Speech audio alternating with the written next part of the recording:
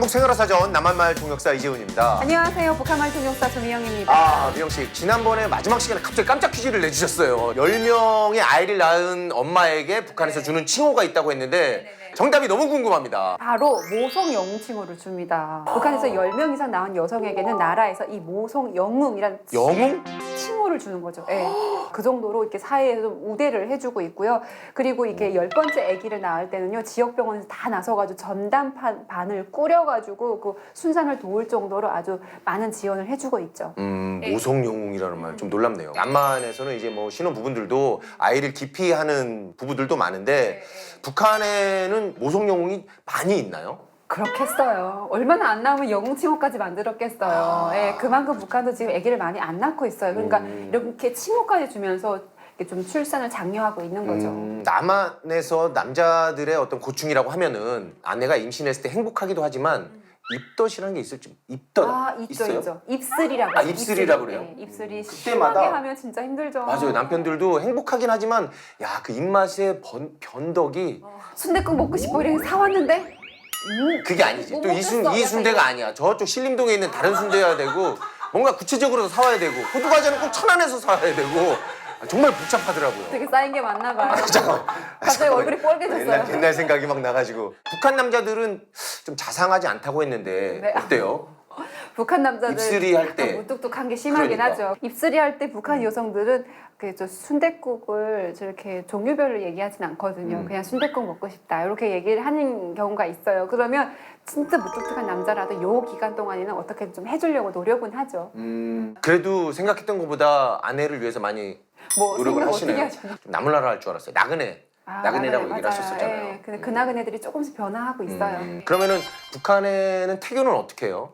태교라는 건 사실 제가 못 들어본 것 같아요. 없어요? 예, 예. 대신 그런 건 있어요. 어떤 거요? 아기 뵀을 때 엄마가 되게 예쁜 것만 봐야 된다. 뭐 만들 때도 예쁘게 만들어야 된다. 이런 게 있어가지고 그림이나 사진 같은 거 있잖아요. 예쁜 아기 얼굴, 예쁜 사람의 사진 이런 것도 많이 선물해 주기도 하고 집안에 걸어오고 계속 뚫어지기 쳐다. 요즘에는 네. 그 남한에도 참 그 출산율이 떨어지다 보니까 정부에서도 여러 가지 뭐 지원을 많이 해주고 하는데 북한은 어때요?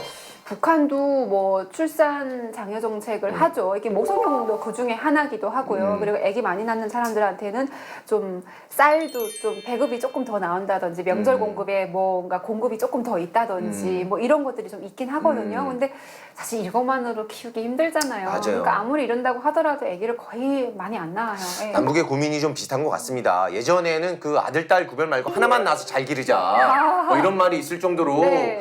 출산을 그 억제를 했는데 이제는 좀 그 반대가 돼버렸어요. 근데 북한도 비슷한 게 있었대요. 왜냐면 뭔데요? 제 때는 없었는데 어. 저희 엄마 때 옛날에는 그런 뭐 가족 깜빠니야 하나가 딱 좋습니다. 둘은 많습니다. 셋은 양심도 없습니다. 약간 이런 게 양심도 없다고요? 그런 게 옛날에는 있었다고 하더라고요. 남한에서도 남아선호 사상이 있기 때문에 아들을 낳으려고 딸 낳으면 아들을 기다리니까 결국엔 딸로 끝나는 집도 좀 많았거든요. 아들을 낳으려고 그렇게 했던 경우가 있는데 요즘에는 뭐 딸 바보라고 해서 딸을 많이 선호를 해요. 북한도 있잖아요. 남아 선호 사상이 아직도 남아 있어요. 그래요? 예, 예, 예. 근데 조금씩 변화하고 있어요. 왜냐면 요즘 잘 키운 딸 하나, 열아들 안 부럽다.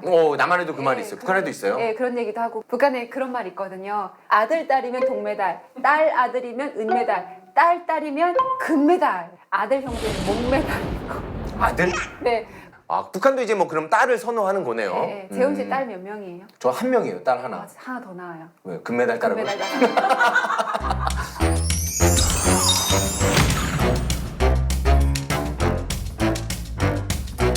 아, 미영 씨. 네. 돌잔치 선물 뭐 가져왔어요? 저 돌잔치 선물로 쌀 5kg 가져왔습니다. 아, 쌀을요? 아, 짊어지고 온 게 그게 다 쌀이었어요? 무거워서. 왜 이렇게? 아, 저는 애기띠를 사올까 하다가 분유를 사왔어요. 이게 제가 나중에 선물하면 됩니다. 아, 그래요? 네. 꼭 사다 줘야 돼요? 아, 네, 뭐 남한에서 자라든 북한에서 자라든 앞으로 우리의 미래가 될 우리 아이들 참 밝고 건강하게 잘 자랐으면 좋겠습니다. 남북 생활의 사전은 우리 미영 씨가 정말 엄마의 마음을 느낄 때까지 그때까지 쭉 같이 하도록 하겠습니다. 20년 하겠네요. 여러분 안녕히 계세요. 구독! 구독한 사람, 끌끌한 사람, 안 한 사람 쓸쓸한 사람. 좋아요, 좋아요.